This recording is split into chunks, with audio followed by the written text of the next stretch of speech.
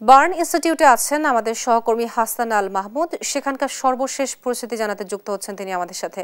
হাসান, মাইলস্টোনে বিমান বিধ্বস্তের ঘটনায় আহত হয়ে যারা ভর্তি আছেন তাদের ব্যাপারে চিকিৎসকরা কি বলছেন, বিস্তারিত জানাবেন।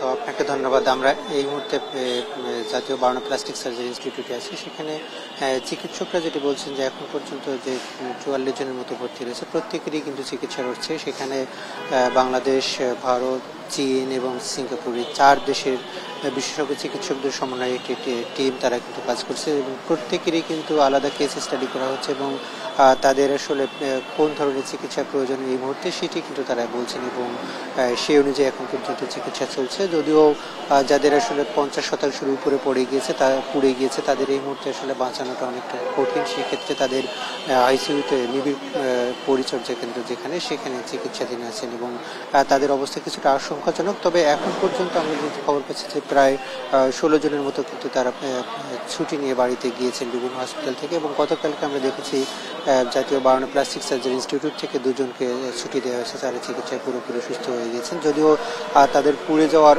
পরিমাণটা কিন্তু অত্যন্ত কম ছিল, ফলে তারা কিন্তু গতকালকে ছুটি দিয়েছে। দেশ বিদেশের যে চিকিৎসকরা রয়েছেন তারা কিন্তু তাদেরকে ছুটি দিয়ে দিয়েছেন।